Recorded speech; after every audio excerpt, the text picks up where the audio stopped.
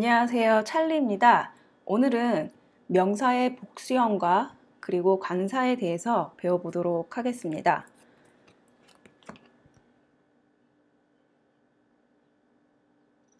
앞서서 저희는 명사에 대해서 배웠는데요. 명사는 사물이나 사람, 동물, 식물 같은 이름을 나타내는 일반적인 이름을 나타내는 것을 명사라고 합니다.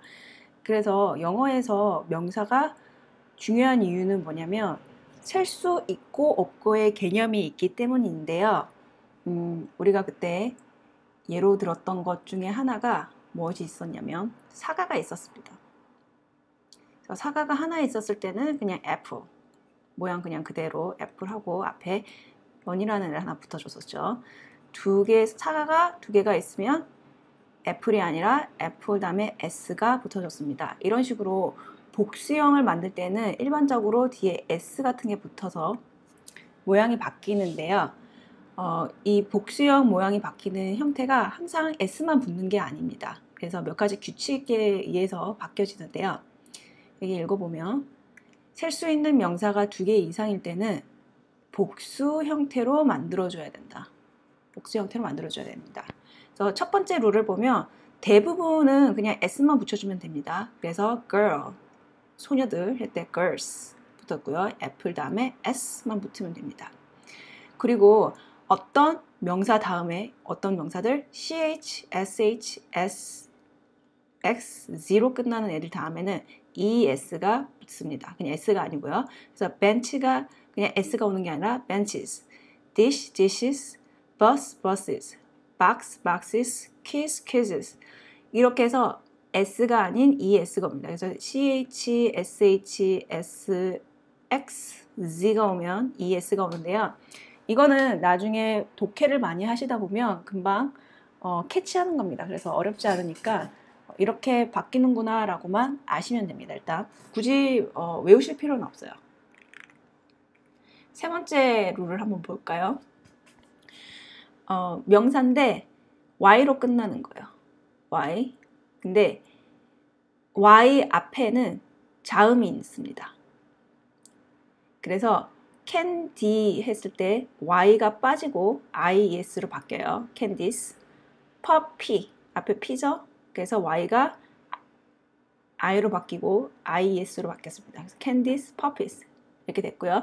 하지만은 d가 y라고 해도 항상 같은 거 아니에요. 앞이 만약에 모음이면 아, 에, 이, 오, 우 이런 애들이 y가 이 뒤에 오면 그냥 그대로 그냥 s만 오면 됩니다. 그래서 토, 이스 이렇게 안 된다는 거죠.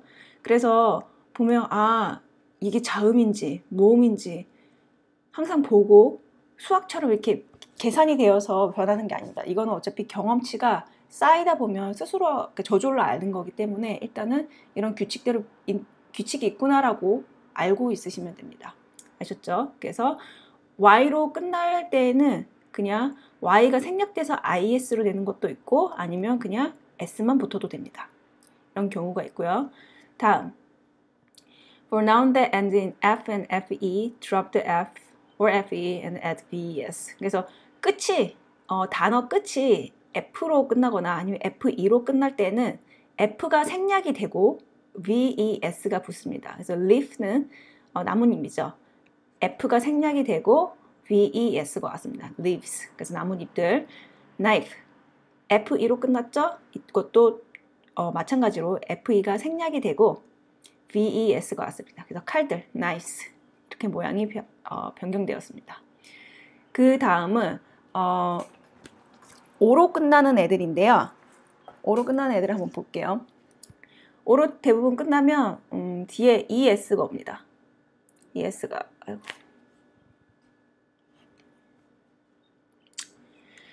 감자, potato 했을 때 potatoes 해서 es가 왔고요.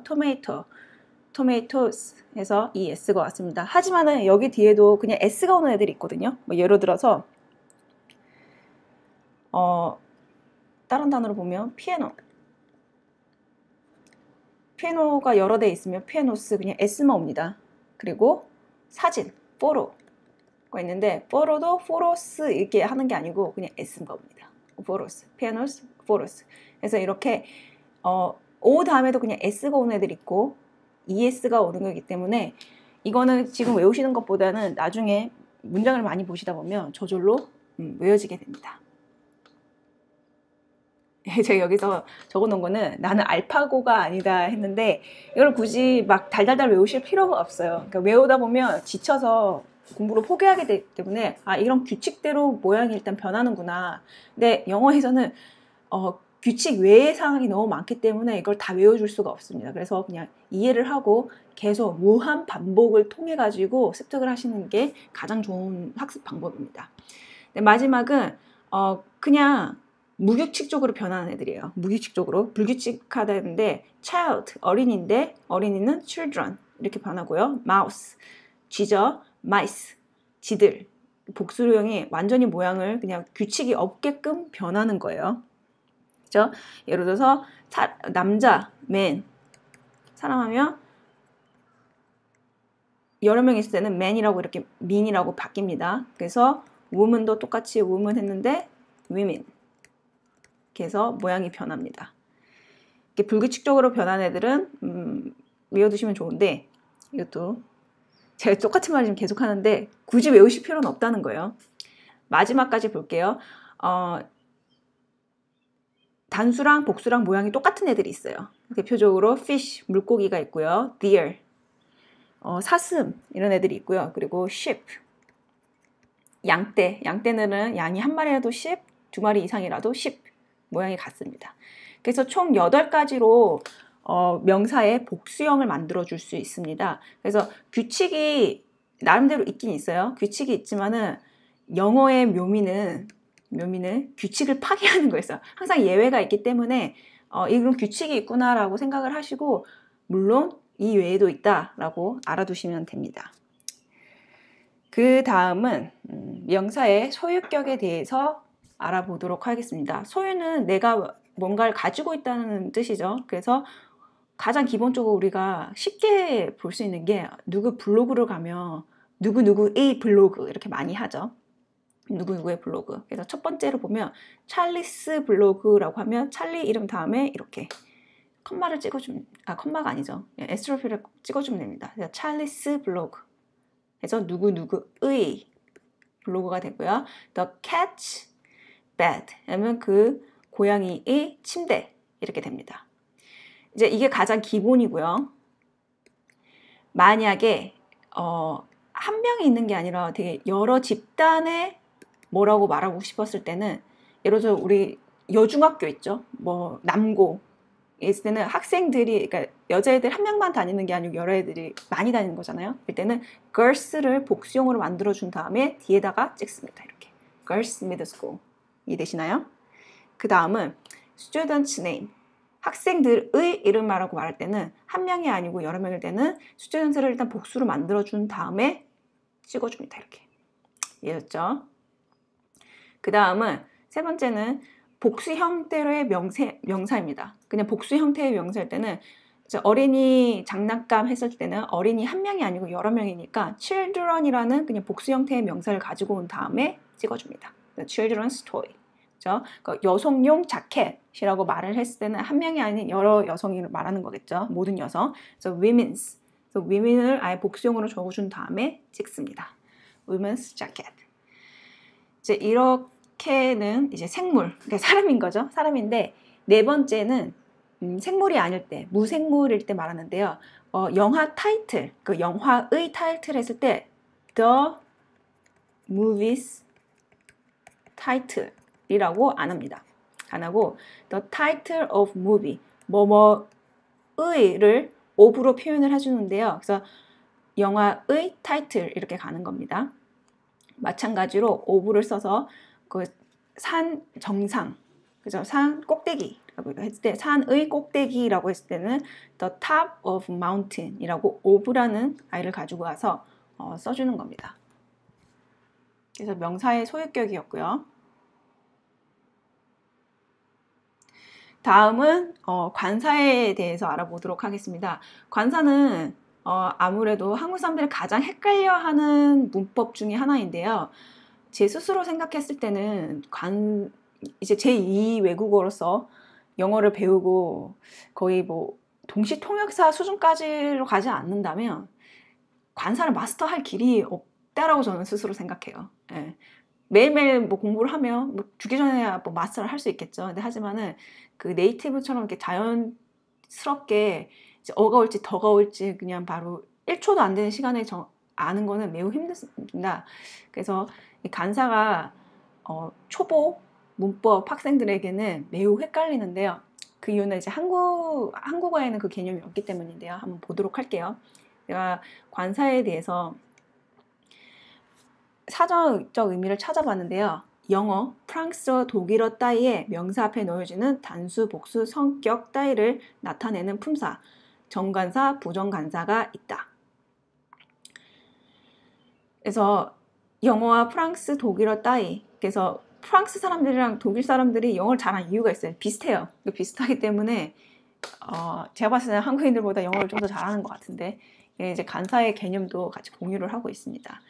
그래서 종류가 두 가지가 있는데요. 이제 이거는 이름을 기억해 주시는 게 좋습니다. 부정관사가 있고 정관사가 있습니다. 이걸 이제 한자로 알면 쉬운데 부정은 아니다, 아니다, 아니다 할 그런 게 아니고요.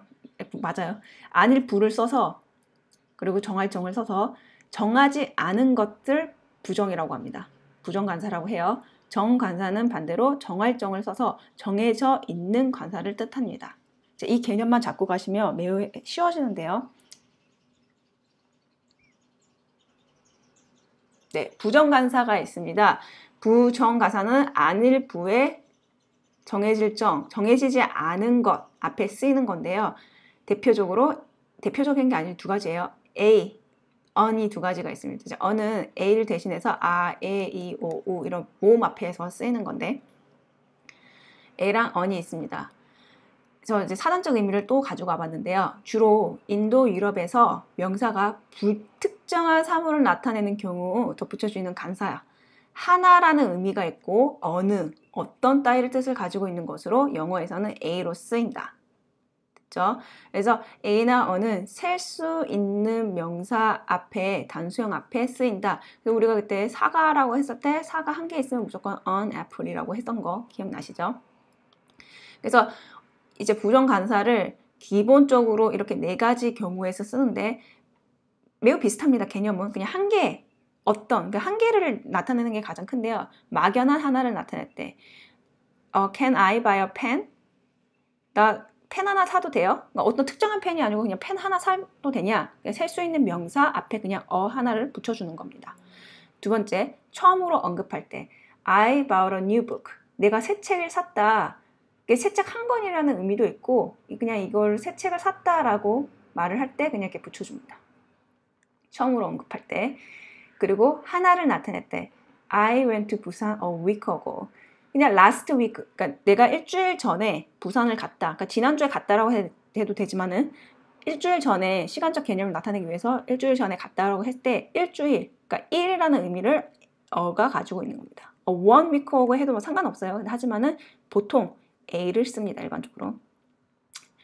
그 다음 뭐뭐마다 뭐뭐당이라고 해석되는 경우가 있어요. 그냥 per라는 건데요. The train goes 100km 아이고 오타가 났네요. an hour.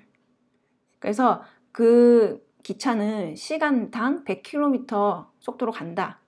시속 100km로 간다라는 거죠. 시속. 그래서 막연한 하나를 나타낼 때, 처음 언급할 때, 하나를 나타낼 때 뭐뭐마다 당. 하기 때문에 이렇게 뭐 4개의 예문만 보시고 절대로 이해가 되는 거는 불가능하실 거예요. 그렇기 때문에 계속 문법 공부를 하시면서 독해를 많이 하시면서 키워나가야 됩니다. 센스를. 그래서 가장 중요한 거는 셀 수 있는 명사 앞에 오는 거고 하나를 나타내는 경우가 가장 크다. 하나. 막연한 하나. 그리고 정해져 있지 않은 거. 뭐 이런 거 했을 때 부정관사라고 합니다.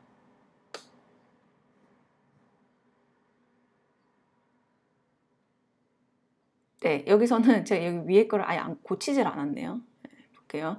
부정관사가 아니고 여기서는 정관사입니다. 정관사이고 the를 써줍니다. the를 써주는데 명사 앞에 붙여져서 지시나 한정의 뜻을 나타내는 관사. 영어에서는 the가 있다. 단수 복수 명사 앞에 다 쓸 수 있어요. 아까 A나 on 같은 경우는 되게 한 개를 나타내는 게 가장 컸는데 얘는 단수 복수 명사 앞에 모두 사용됩니다. 그리고 가장 더 중요한 거는 어떤 특정한 걸 지시, 한정이라는 걸 나타내는데 보도록 할게요. 앞에 언급된 명사를 다시 언급할 때 I bought a new book. 내가 새 책 한 권을 샀어요. 근데 the book is interesting. 그 책은 어떤 책? 요 책은. 그래서 앞에 언급한 것들을 그거를 지시를 할 때 the를 붙여줍니다. The book is interesting. 그 책은 재미있다. 흥미롭다. 두 번째, 특정한 걸 가리킬 때, 특정한 걸 딱 집어서 가리킬 때 The book on the desk is mine. 그 책상에 있는 책이죠. 책 한 권이 아니고 그 책상에 위에 올려져 있는 그 책이 내 거다. 그래서 특정한 걸 가리킬 때도 앞에 the를 붙여줍니다. 그리고 말하는 사람과 듣는 사람이 모두 아는 것을 가르칠 때 Can you open the window? 만약에 이런 헤아를 한다고 생각을 한다고 가정을 해보면 어떤 방 안에서 제가 더워서 옆에 있는 사람한테 Can you open the window? 라고 했을 때는 이 사람이랑 저랑 그 가리키는 윈도우가 뭔지를 알아야 돼요. 그래서 the를 앞에 붙여줍니다. 그리고 관용적으로 사용하는 경우인데요. 이제 얘네들은 뭐 이유 없이 그냥 항상 붙여주는 겁니다. 자연, the sun, the earth, the sea, 그리고 악기 이름에도 the가 붙어서 the piano 이렇게 되는데요. 하지만은 또 관사가 생략되는 경우도 있습니다. 뭐 예를 들어서 식사, lunch 했을 때 the lunch라고 안 하고 그냥 쓰고요. 그리고 뭘 타고 간다 할 때 버스를 타고 간다 했을 때 by the bus가 아니고 by bus 이렇게 하기 때문에 이런 것들은 있구나 하고 무한 반복을 통해서 외워주시면 됩니다. 거의 마무리가 왔는데요. 네. 제가 여기 적어놨어요. 헷갈리니까 영어다. 제가 이제 간사 같은 걸 가르칠 때는 학생들이 매우 지루해하고 저 자신도 좀 지루하고 재미가 없습니다. 그리고 매우 헷갈려요. 그러니까 이게 뭐가 딱딱딱 떨어지면 재밌는 맛이 있는데 이게 배워도 뭔가 헷갈리는 느낌이니까 내가 제대로 알고 있나? 되는 의문점도 들고 흥미를 잃기 쉬운데 영어는 뭐라고요? 이제 헷갈리니까 영어입니다. 자, 그러면 문제를 한번 풀어보도록 하겠습니다. I have cute cat. 여기 어떤 간사가 들어갈까요? 셋 중에 하나입니다. 캣은 동물이죠. 그냥 보통 명사 앞에 한 마리가 있기 때문에 나는 귀여운 고양이 한 마리를 가지고 있다. A가 들어갑니다. 그리고 뒤에 거는 제가 문제를 스스로 풀어놔 버렸네요. I need A가 오죠.